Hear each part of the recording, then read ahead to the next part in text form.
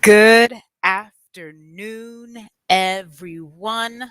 Welcome to Science with Ms. Steph. This is episode 8 of season 2. Once again, good afternoon and welcome to Science with Ms. Steph. I am so happy to be with you all today. For those of you who were hoping to see us in person, I look forward to having you join us next week. Just a couple of housekeeping tips, folks. First of all, remember to like, share, and subscribe to all the different pages that we've got going on. I'm over here on Instagram, I'm over here on YouTube, and you can definitely join us on Facebook as well. You can follow on Facebook, and of course, always on Facebook, you'll be able to check out our various um, our various offerings, right? And so definitely make sure that you like, share, and subscribe. It's so important, believe it or not, that you do those things because it helps us out quite a bit. And for those of you wondering who I am, once again, I'm Ms. Steph, and this is season 2, episode 8 of Science with Ms. Steph. Today, we're going to have a great time doing a little investigation. We're going to see how we can expand, everybody say expand, a bottle using a chemical reaction.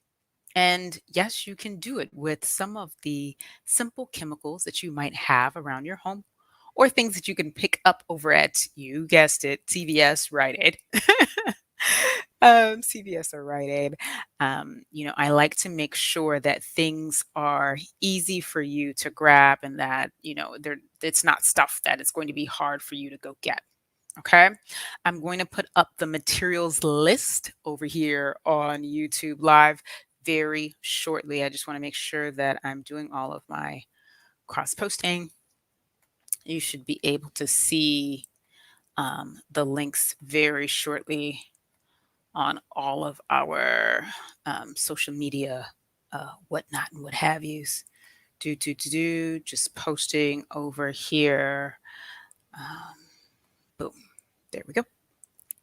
You know how it is. I have to make sure that everybody's able to see and know what's going on and make sure that everybody's um, just made aware of our many adventures.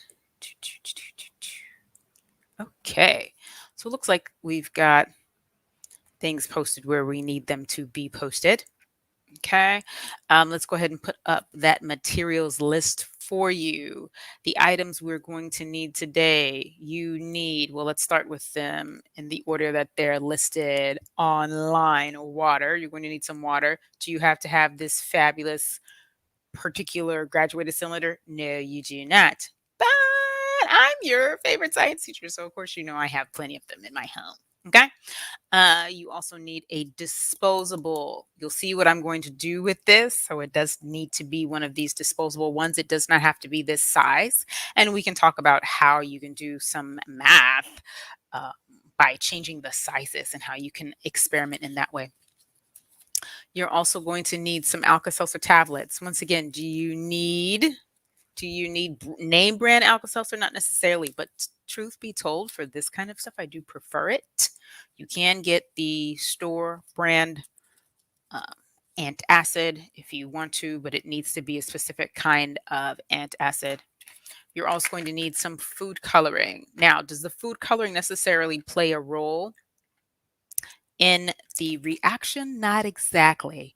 But you are going to get a chance to see why the food coloring is helpful and like what does it really do in this situation. But yes, Ms. Steph here, and I'm so glad to be with you, to hang out with you during this lovely Saturday afternoon. I am recording this on Saturday, October 9th, 2021.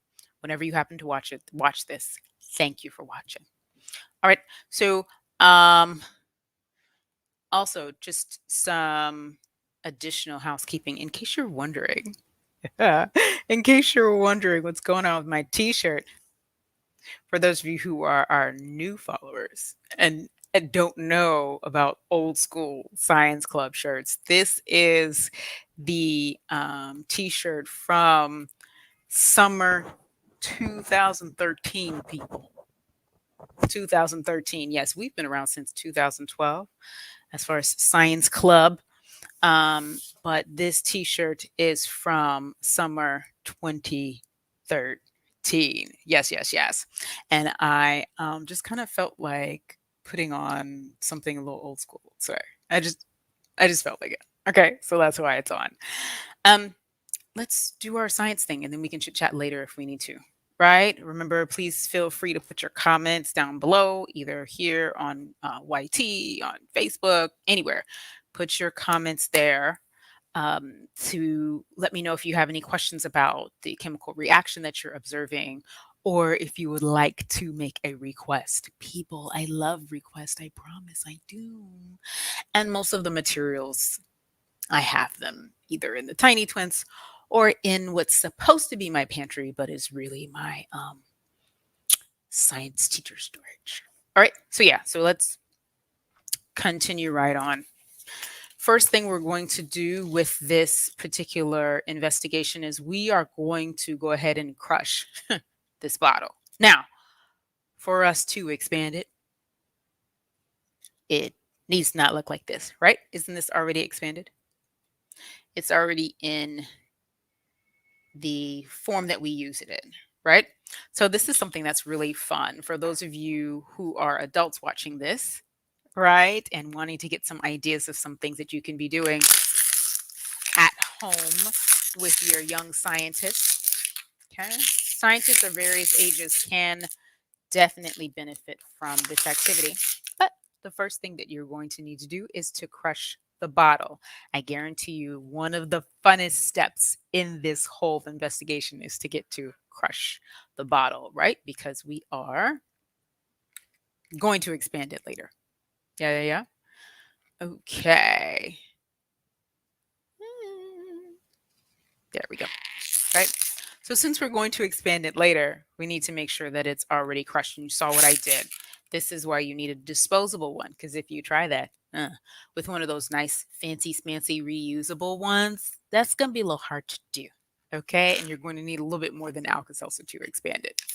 But yes, that's our first step.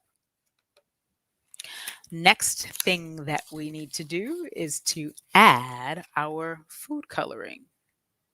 Any color of your choice. I strongly recommend using this type of food coloring, the stuff that's pretty watery. You know how I have different feelings, right, about like the gel stuff and the tablets and all that type of stuff. This particular investigation works best with your liquid dollar store, Dollar Tree. Yes, that's really literally where I actually no, I probably did not get this at Dollar Tree. I ordered it on our friend Amazon um, in bulk. But this is the kind that you want, just the very watery stuff. I'm going to use blue today simply because blue shows up very well. I'm only going to do one drop. Boom. That's it. That's it, people. That's it. All right. Once again, Ms. Steph here. Thank you so much for joining me. This is Science with Ms. Steph, and we are doing episode 8 of season 2, folks. Season 2. We are in our second season of doing online instruction. Yeah. Okay. Yes, yes, yes. So the next kind of thing really is kind of your prerogative. Okay. You can either say, I want to add my tablets next, or I want to add my water next. You can do some experimentation, right? And compare compare the reaction and all the different things that happens if you reverse the order or change the order that you put everything inside of the bottle. You absolutely have to crush the bottle first. That has to happen first, people. Okay. But adding your food coloring, your Alka-Seltzer tablet, and your water can be done in various orders. And you can absolutely experiment with that. And really, frankly, I think that would be so much fun, right? Such fun to be adding things in different orders. Okay. So let's go ahead and do this next step. I am going to do the water next, right? I already have my food coloring inside of here. Let's make sure I stay on camera for everything. Okay. I'm going to do my water next. You'll definitely observe how much water I'm adding. And also one of the fun things and one of the reasons why I see it. Do you see that reaction with the water? That's one of the reasons I like to add the food coloring before, because then you get to see that. Isn't that fun? Isn't that fun to look at? Yeah. Okay. Once again, for my adults tuning in, right? That's something that will be fun for the kids to watch. Then I'm going to put this down. Look, look, look. See how, believe it or not, it actually stands up. Right? Boom. Isn't that cool? It stands right up. Okay. So we've got this going. Let me kind of make it so that's not quite so tilty over here on Instagram. Now, your decision, right? You need to make a decision. How many of the tablets are you going to add, and then how you're going to add them, right? Let's make a prediction. How many of the tablets do you think we're going to need? And how do you think we're going to need to add them? Okay. So first, let me open up the packaging. Okay. I've used Alka-Seltzer tablets several times in my Science with Ms. Steph adventures, right? So you should be pretty familiar with how the tablet looks. Like, this shouldn't be like a surprise. Okay. If you've been watching, if you're subscribed, hello, people, subscribe already, right? So I usually break the tablet. Again, for adults watching, these are things that you can do. Okay. For the young scientist, right? I'm going to put the tablets there to the side, breaking the tablet. Okay. What's inside of these tablets? Do we recall? Do we remember? We've talked about this before as far as the content in these tablets, as far as why they react inside of water-based liquids, right? Because we've already talked before about how they do not react in oil-based liquids. They react in water-based stuff, right? It dissolves. We have citric acid and sodium bicarbonate, also known as baking soda, in this tablet form, right? And so the tablets dissolve, and those two components then get a chance to react with each other. And when they react with each other, they form a gas. Okay. What's the gas? Does anybody remember? Do you recall the name of the gas? Oh, what is it? Is it carbon dioxide gas? Yes, it is. All right. So things that you can do that'll make this fun. I'm going to put this here. Notice how that tablet sits kind of right there in that little crevice. There we go. I'm actually going to do the equivalent of 1.5 tablets. Putting my top on, sealing it, right? I need my bottle sealed. If my bottle is not sealed, the gas is going to ooze. The gas that is produced by the reaction will ooze out, which is not what we want. Okay. The gas oozes out of here. It's not going to build up pressure, enough pressure to do our bottle expansion, right? So now I can shake it and go like that. And let's find, ooh.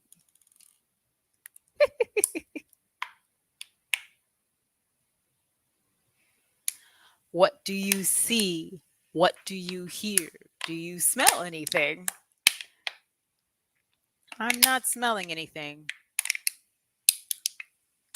but I'm hearing lots of things. Crickly, crackly, crickly, crackly.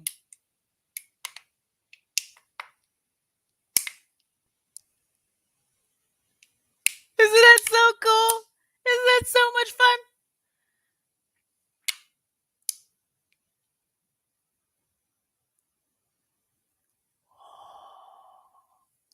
Yes, people, this is fun. It's cool. It's exciting.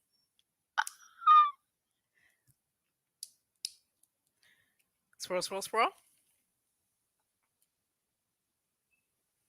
Want to make sure that the reaction has completely used up all of the reagents, right? And so, talking, to my elder students, like say my sixth graders and up, even my high schoolers, right? So you see how making sure that it's mixed together helps me know, um, kind of shows me whether or not, like when I do that swirl, swish, swish, swish, right? So you see the bubbles happen again, right? That's letting me know that there was some Alka-Seltzer tablet that hadn't completely dissolved. Okay, let's do this one more time. I'm doing a tightening. Okay, see how there's not as many bubbles there. Okay. Also, let's look at the sides of the bottle. Now you're getting a chance to see why the food coloring was kind of helpful. The food coloring is letting us kind of be able to see the gas that has been produced because it is essentially an invisible gas. It's a clear gas, right? The CO2. However, because of the food coloring, I'm able to see the like where it has splattered. Now, yes, some of you are saying, "Well, you swirled it, Miss Steph." I did swirl it, but the swirl really would have only hit here. Okay. And I got food coloring all up and down the sides of this. Okay. So the gas disperses the food coloring a bit. Also, when I put this on my hand, I can notice that the outside of the bottle, is significantly cooler than it was pre-reaction. I didn't use cold water. I used room temperature water. And the bottle is actually pretty cool compared to how it felt before I added the chemicals. That is because this is an endothermic reaction. Okay, everybody say endothermic. Should we put that in like the chat and the banners? I think so. Endothermic reaction. Okay. So pulling in um, energy. Okay. So pulling in heat, and therefore it feels cold because it's almost essentially, for lack of a better way of saying it, absorbing heat energy from outside. So it doesn't produce heat. Now, the elephant toothpaste reaction is an exothermic reaction, as in it gives off heat energy. Okay. So this one, okay, and your baking soda and vinegar reactions, those are cooling. Okay, those are cooling reactions. And yes, this is some of the principles that are behind your ice pack, right? The ice pack where you break it and things, and inside there's a reaction that happens inside, and then all of a sudden the outside feels cold. And we realize that the outside feels cold for a short period of time, it doesn't just stay cold. right? Because the reaction occurs, the energy is, absorbed from the environment, therefore giving off this cooling effect, but then it doesn't stay. Eventually, you get an equilibration situation, and like the ice pack becomes the same temperature as the outside environment. Yes, chemical reactions do lots of things. So before we go today, I just want to do a couple of things. One, this was the expand the bottle activity. You noticed all I did was just a quick use. Oh, actually, let me show this. Okay, there. So yes, so it's an endothermic reaction. I've got it over here on YT. So feel free to go watch the episode there as well, because I've got my banners over here on YT because I'm doing the whole little what's the StreamYard whatnot. Yes, I love it. Okay. Let's review the materials. Let's talk materials. All right, so we used water. Okay, we used a disposable water bottle, and we talked about why we used the disposable water bottle. Alka-Seltzer tablet, we ended up using a tablet and a half's worth for this size of a bottle. You can experiment with not only the order of the chemicals, of putting the chemicals, the order that you put the chemicals inside of your reaction chamber, which would have been your crushed bottle, and you can also experiment with the sizes of the disposable bottles, right? And find out how that works and how many Alka-Seltzer tablet equivalents you need to get that done, right? Math, science, all together. Everybody say STEAM is cool, right? And of course, like I said, Alka-Seltzer tablet, and I use the food coloring to help me see the dispersal of the gas, right? Because it's an invisible gas, or CO2 gas, that's given off by this Alka-Seltzer and water reaction. Then when I let all of the ingredients mix together, all of the materials react together, we got this expansion. And now I want to show you something on top of, in addition to getting to feel that it's cold or cool, okay, depending on how much Alka-Seltzer and water you use. Hint, hint, you can try that too, right? That variation is that now squeezing it is not as easy as it was before when it was empty, when it only had a certain amount of air inside of it. Now it has a significant amount of pressure caused by the gas that was released from that reaction that we captured because we have the top on, right? So there's a lot of pressure and it's very firm and I like can't squeeze. Um, One more thing, a few additional things. When you take this off, you want an adult to do that. And be very clear about that. Let's have an adult do this, folks, because okay, I have had situations before where it like popped off, and it can like possibly get in your eyes and stuff. So be very, very careful. All right. Also, you can observe the sound made, okay, when when the bottle comes off. Now look, right? When the gas has been released, the pressure has been released, I can, squeeze it.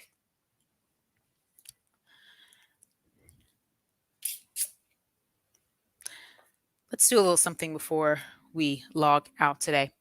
Folks, we make science fun here at mssteph Science Club, and I had a great time hanging out with you all.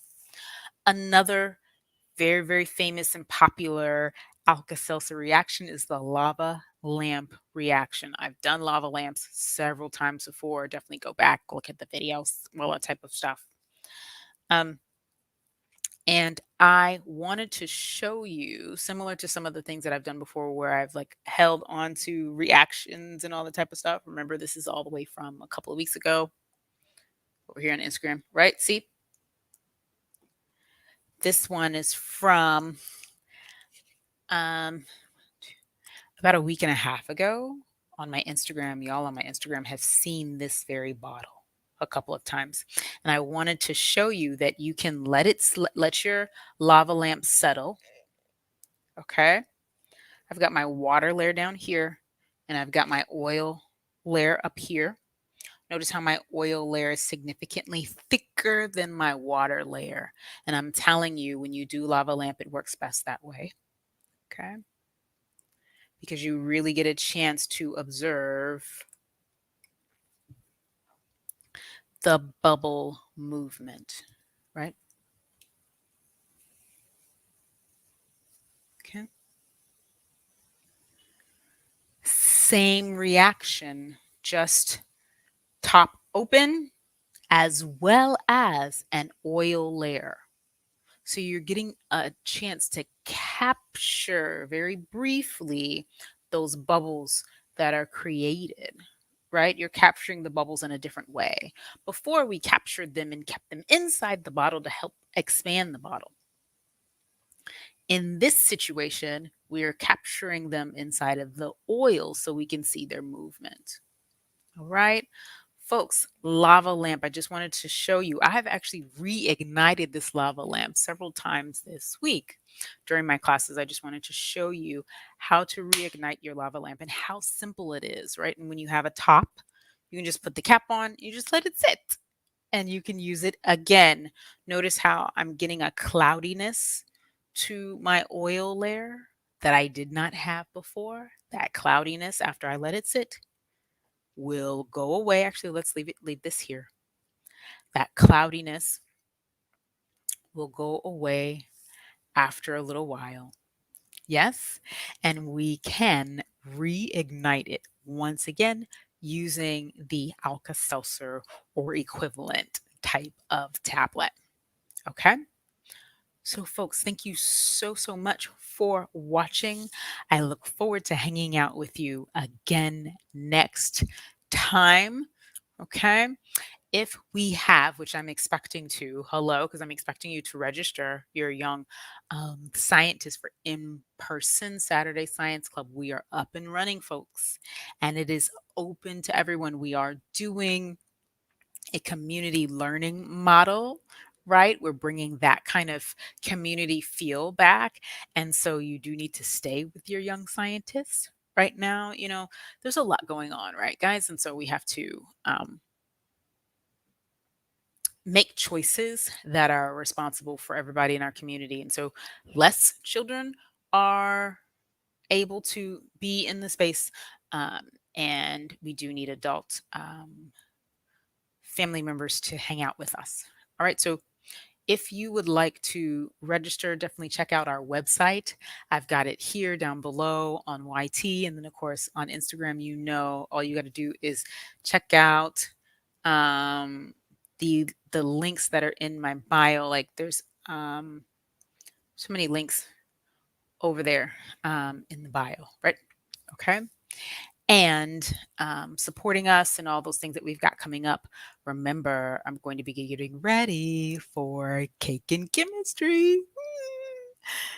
Do you think we can do cake and chemistry in person this year? I think so. We just need to be responsible and everybody to work together so that we can make science fun, folks. So yes, once again, this is Ms. Steph. Please remember to like, share, and subscribe. Tell all your friends about it, friends and family about it. And this has been episode 8 of season 2 of Science with Ms. Steph. I really appreciate you joining me today, and I look forward to hanging out with you in person and online again in the very, very near future.